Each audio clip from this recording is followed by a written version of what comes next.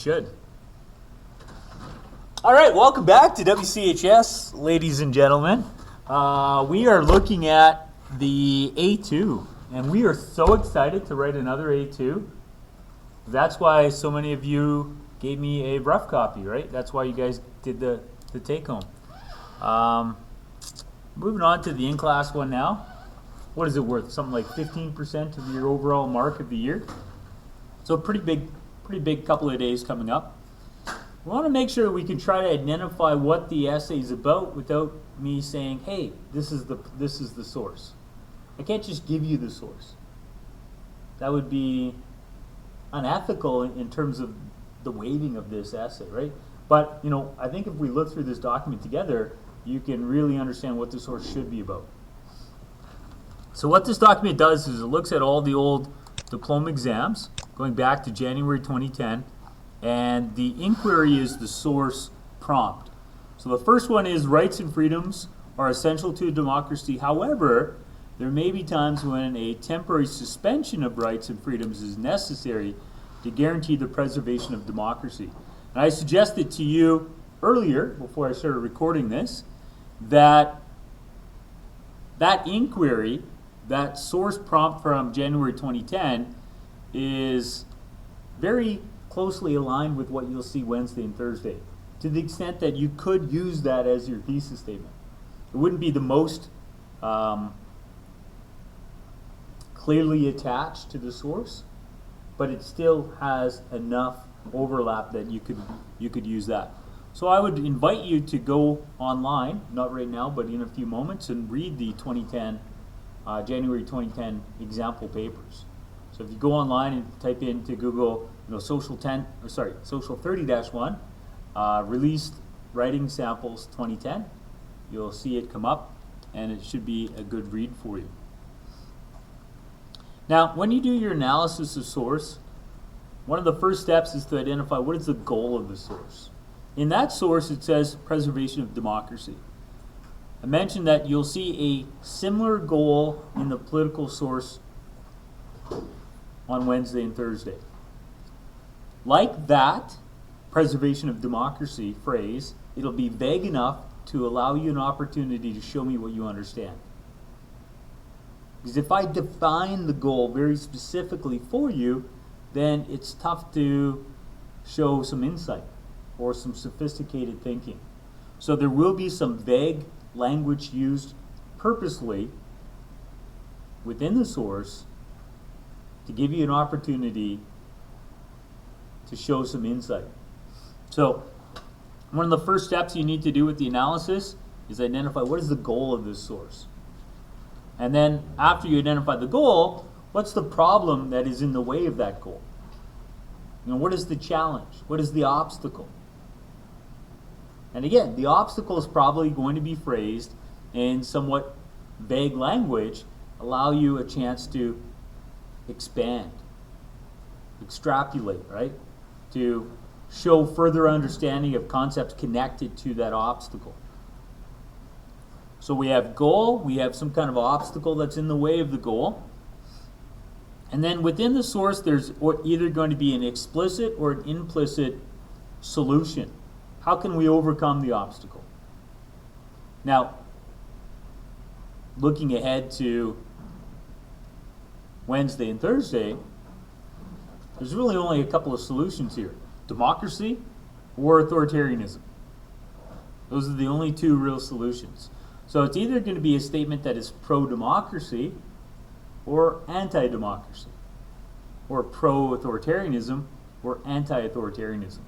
So one way to prepare for the nuances of the source is to go back to that semester-long assignment of pre-planning this inventory of arguments for and against democracy and authoritarianism. Another thing that we can do is, in preparation, look for key words that we can anticipate. This source has its key words: rights and freedoms, suspension, crisis, essential. In order to prep for the exam on Wednesday and Thursday, you're going to want to go back and look over your key terms of the course. What are the reoccurring rocks? And we'll have a discussion about that in a minute. And then finally, what's missing from the source? This is a step some students are missing to do on their analysis. Is there a bias? Is there an assumption? What's the flaw of logic within the ideological perspective that would lead to a division of society? Why wouldn't everyone agree with the source? How is the source, maybe based upon some kind of simplification of our relationship between government and governed? You could add in the significance as a step in the analysis of source. Why do we need to know this? Why do we need to overcome the obstacle? Why is it important to achieve that end goal? What's the significance of that end goal? If left unaddressed, how bad is life without that end goal being met? So one way to get ready for the essay on Wednesday and Thursday is to work on some of these term projects that you've probably have some more time that you need to work on them. No doubt they're not done. Once you look at the inquiry and you unpack the key language, you can think about what arguments could one use in favor and against the opinion being expressed. And then, what's the evidence that you could use to defend those arguments? I would say that this is an area that is very much lacking in your essays, that we don't pre-plan our arguments, and therefore your argumentation is very general, very S. Very like, well, you talk to anybody conversationally and they come up with those same arguments. And democracy is good because it allows for the will of the people. What's some supporting arguments? So we can keep looking at this document. The next one is about economics, so we skip over it. This one's actually about foreign policy, so that's kind of a neat one because it's like a third option. Wouldn't that be a fun one to write in June? Another economic one. This one could be economic, it could be political. The term self-interest might be seen more as an economic term. Here's a political one. It is the responsibility of individuals to hold the government accountable for its policies and actions. A government that does not reflect the will of the people must be removed from power. Again, that's an old diploma prompt. We're not going to see the same language on Wednesday and Thursday, but we're going to see similar language. Have you already seen overlap between those two prompts? If so, what's the overlap? What's the overlap? So this prompt, it is the responsibility of individuals to hold the government accountable for its policies and actions. A government that does not reflect the will of the people must be removed from power. And the first one, rights and freedoms are essential to a democracy. However, there may be times when a temporary suspension of rights and freedoms is necessary to guarantee the preservation of democracy. What's the overlap in these two prompts? How is it kind of the same question? Yes, sir? Like the control, how much the control government has between, or the control government has over its citizens, and how much rights and freedoms they have. So yeah, it's like we're building a Venn diagram. And if you can see what all the political sources have in common, then that's what your essay is probably going to be.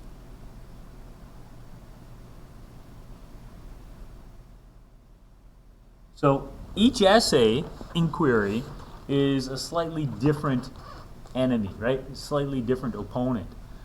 How do you prepare for an opponent not knowing which one? You need to prepare for what do all the opponents bring to you. Regardless of opponent, you know you're going to have to face this thing. Both of those first two, they're talking about the control from government. That's something that should be a part of your essay on Wednesday and Thursday. Can you generally talk about control about government, or can you specifically take an argument and defend it, connected to the issue of control from government? Or could you somehow show insight, and if so, how? How are you going to do that? So those are the first two we're looking at.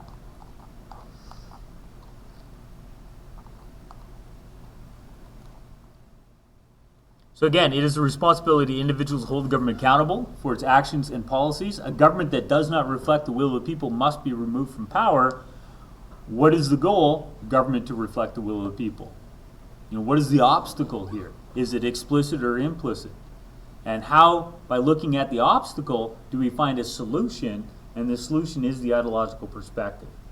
Something we need to do more of still today is talk about the ideological perspective very specifically and connect it to principles of liberalism. Is the ideological perspective within the source reflecting liberalism? If so, which principles? Or is it rejecting liberalism? If so, which principles is it rejecting? Or maybe it's reflecting non-liberalism, like adherence to collective norms. If so, make that statement. Again, a key part of the analysis is also talking about what's missing here. Is there an assumption that the source is based on? Some kind of oversimplification? Something that is a flaw that would lead to a division of society? And if so, who are the opponents to the perspective there? In democracies, the need to protect civil liberties undermines the stability of the state. Rule by a strong leader best serves the common good.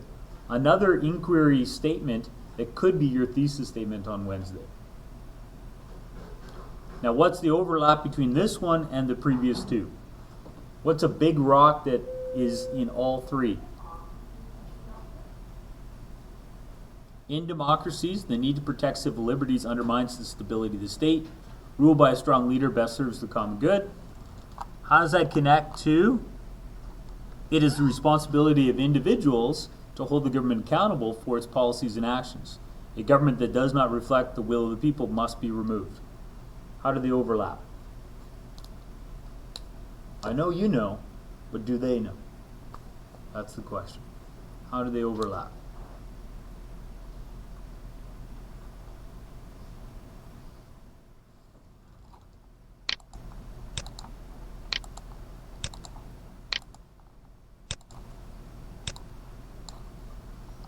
It is the responsibility of individuals to hold the government accountable for its policies and actions. A government that does not reflect the will of people must be removed. In democracies, the need to protect civil liberties undermines the stability of the state. Rule by a strong leader best serves the common good. Yes, sir? It seems like it's civil liberties versus stability. Yeah, so we have freedom versus control, civil liberties versus stability. It's a theme that your essay will be about on Wednesday and Thursday. That one of the themes connected under the umbrella of your inquiry prompt will be, to what extent is it more desirable to have freedom versus control? There's going to be some part of it that says, because of this, we need freedom. Because of this, we need to be controlled.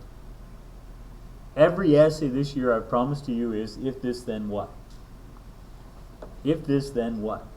Because of this, we should have freedom. Or because of this, we need to have control. So you need to prep for the essay by looking at under what conditions is it more desirable to have freedom? Under what conditions is it more desirable to be controlled?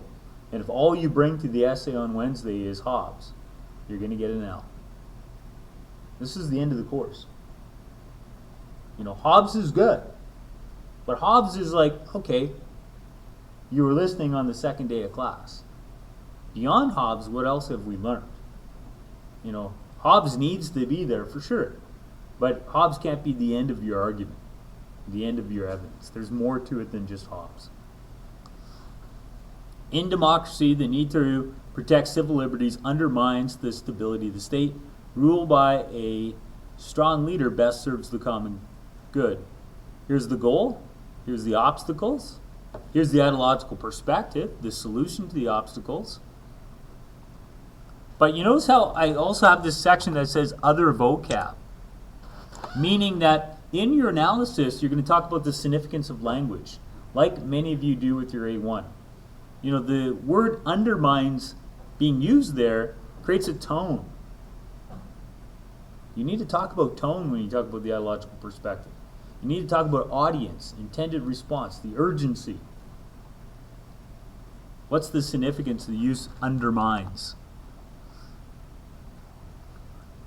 There's another economic one. This could be political, could be economic. Could be economic. Again, this could be both economic or political.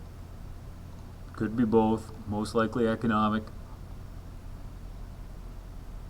Again, could be both, probably meant to be economic. But we can look at it anyways. A strong leader supported by a group of advisors will guide a country to greatness. Again, it's vague. What does greatness look like? Who defines greatness? There will be some vague language in your essay on Wednesday.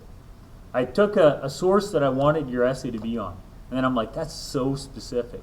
I need to make it vague. And it pained me to making it vague because it makes the statement go from such an E statement to such an S statement. But I have to give you an S statement so you can E it up, so that you can see from within that vague language, you can see the nuances. You can unravel them. If I already have the nuances on the page, then what added insight can you add to it, right? What more insight can you add? So you're going to have a very vague statement. That's going to allow you an opportunity to say, oh, when in the source they say this, it means that. Full potential means this. Greatness needs that. So a strong leader. Pause. What do you mean by strong leader? Does strong mean decisive? Does strong mean authoritarian? Does strong mean to be feared? To be loved? How do we define strength? Each word there should give you an opportunity to unpack the language. Unpacking the language in the analysis helps you get to an E. Ignoring it will get you an L and will get you a 58. I'm not going to be kind. If you do an incomplete job with the analysis, you're getting a 58. A strong leader supported by an expert group of advisors will guide a country to greatness. Giving uninformed citizens the responsibility of making decisions about critical issues would prove disastrous to the country. So much key language there. Disastrous, right? Why are they using the word disastrous? Well, there's an alarming tone there. Citizens the responsibility of making decisions about critical issues. So they still can make some decisions, but not critical ones. So there's language there that, within the use of the word critical issues, we can infer that citizens can still make some, smaller decisions, but not the critical ones. So what is a critical issue? Are we talking about the budget? Are we talking about foreign policy and going to war? What issues are beyond the comprehension of citizens? A strong leader supported by an expert group of advisors. That doesn't say dictator. It says a strong leader. So that could be a prime minister and cabinet. Could be a prime minister and the ministers with portfolios. Or in the States, it could be the president and the executive branch, the cabinet. Doesn't say Stalin. But everybody who wrote on that probably said Stalin. They're like, oh yeah, I get to talk about Stalin. I get to talk about Hitler. This is about Hitler. And it could be about Hitler. But it doesn't have to be. It doesn't say Hitler. It says a strong leader. Margaret Thatcher was a strong leader. Ronald Reagan was a strong leader. Biden, not a strong leader. Biden is a lunatic. So a strong leader supported by an expert group of advisors. Even if Biden has an expert group of advisors, because Biden's not a strong leader, we're not leading the country to greatness, right? We're missing that element of Justin Trudeau, not a strong leader. Biden, not a strong leader. So, what is the goal? What is the vision? What is the solution? That's the ideological perspective. But what's the problem that's getting in the way of that? How do we overcome that, right? What is the worst case scenario? If left unaddressed, how bad will it get?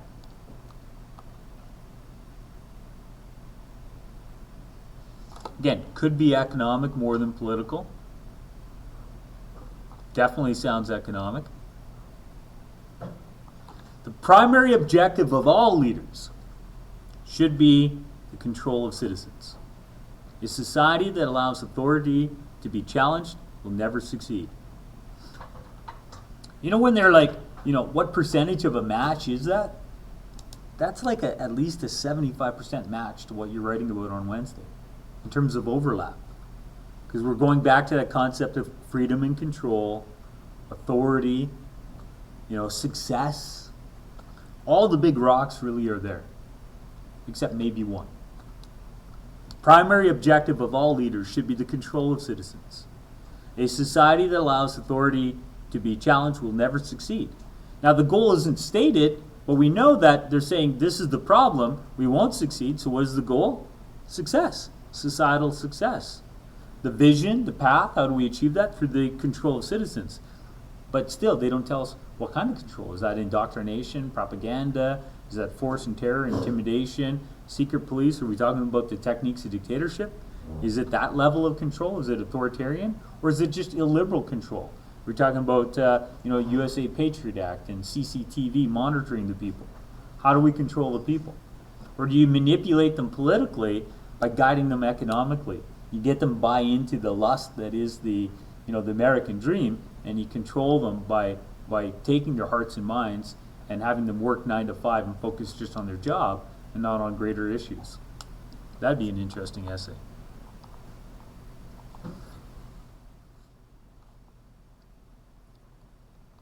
The diploma exam sure uses the word self-interest a lot.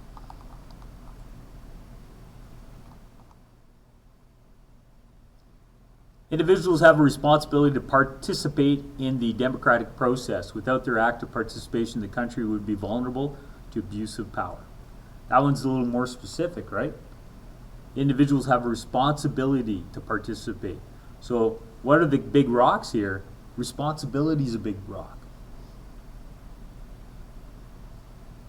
Shaping the government. Should we be shaped by the government, or should the government shape us? Should we be shaped by the government? I'm saying the same thing. Should we shape the government, or should the government shape us? Where should the social and political leadership be coming from? Where should the engineering come from? So I'm going to give you some time now to read over that document. Look for the big rocks that you see. Maybe work on the document, because what you're meant to do is do a save as and make it better. You need to finish this one because this was added after that last student did it. And then we'll maybe stop in about a half an hour, maybe a little bit less. See if you've identified any other big rocks. We'll put them up on the sideboard and see if we can come up with what we think the source will be. And then begin to think about what are some arguments and evidence you can use for that essay. So we have the gift of time. We have 2 days, today and tomorrow, to get ready for the essay. That's nice. Not learning anything new, we're ready for the essay. Having said that though, we need to use the time, because this is the last huge essay you're writing, right? The one on the diploma is worth significantly less. It's worth less than half of the one that you'll write this week. And although we'll do an A1 with the Cold War Contemporary World unit, we're probably not going to write that essay because it's only come up once, unless you guys really think we need to prepare for it. So this could be it. This could be our last major essay. So we want to make sure we're ready. All right.